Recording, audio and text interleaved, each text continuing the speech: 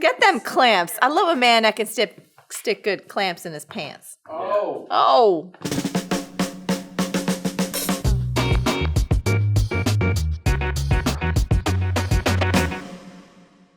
Hey, it's Marie Forleo, and you are watching Marie TV, the place to be to create a business and a life that you love.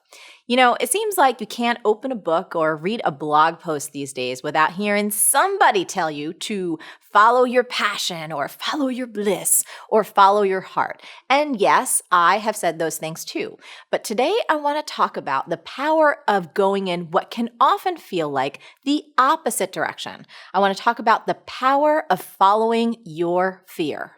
I'm not talking about following your very useful fear of big moving vehicles and walking in front of a bus, nor am I talking about doing anything stupid or irresponsible that could ruin you financially. What I am talking about, though, is the power of following good fear, directive fear, the kind of fear that you feel when you have an idea that just won't leave you alone, an idea about doing something that you've always wanted to do, something that's different and bold and kind of risky, where part of you is saying, oh no, I actually couldn't do that.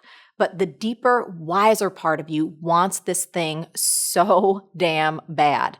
And the moment you imagine yourself going for it, you have worries like, will people laugh at me? Will they ignore me? Maybe this isn't even really an idea. What if I do it and it sucks? Am I going to destroy my reputation? Am I going to lose my marriage and my family and wind up living on the streets?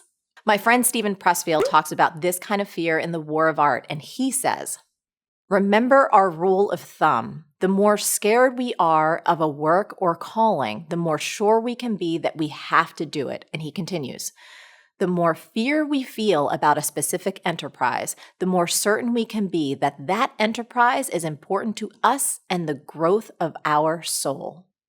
I experienced this firsthand back when I wanted to be a dancer so bad, but I had two big things that were working against me. So first, I had never taken a professional dance class in my life. The only dancing I had ever done was moonwalking in my socks on my mom's linoleum kitchen floor.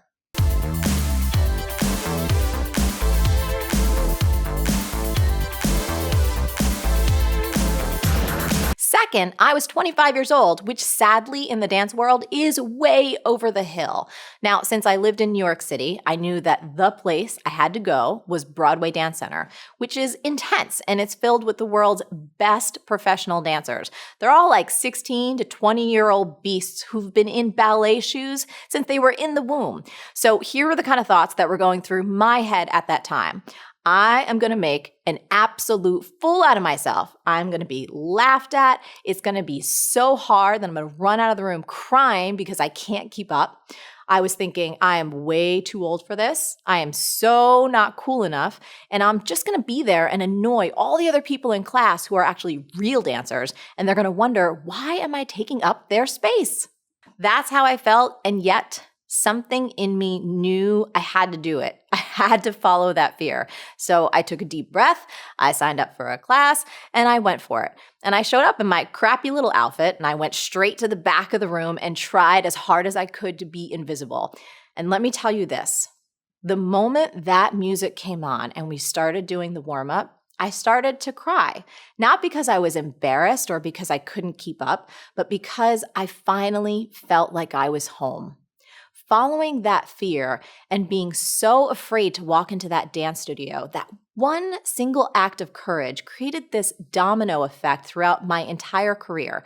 Now, in terms of dance, I went on to create and choreograph like 4 fitness videos, and I choreographed for MTV, and I traveled around the world as a Nike Elite dance athlete. But more than that, following my fear that time trained me to keep following my fear, which I still do on a regular basis. And I want to let you in on a little secret. I am still scared till this day. Every time I write and shoot another episode of Marie TV, like right now, or I launch a new program, or I do anything new and creative in my business or my life, I still have those fears. These days, it's mostly like, do I have anything worthwhile to say? Are people going to like this? Is this going to do well? Yada, yada, yada.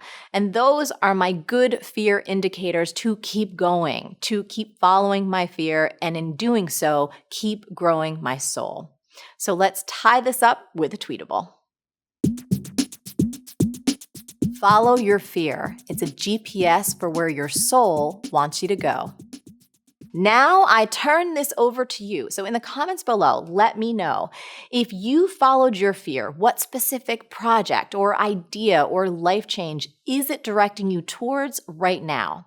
Now, as always, the best discussions happen after the episode over at the magical land of marieforleo.com. So go there and leave a comment now. Did you like this video? If so, subscribe to our channel, and I would be so grateful if you shared this with your friends. And if you want even more resources to create a business and life that you love, plus some personal insights from me that I only get to talk about in email, come on over to marieforleo.com and make sure you sign up for email updates. Stay on your game and keep going for your dreams, because the world needs that special gift that only you have. Thank you so much for watching, and I'll catch you next time on Marie TV. B-School is coming up. Want in? For more info and free training, go to joinbschool.com.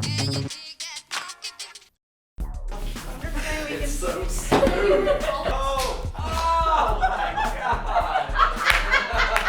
Did everyone put their mouths on airplane mode? You're taking away the puffy things. Hold on. Do you see exactly what I am saying? Because it's the friend like this.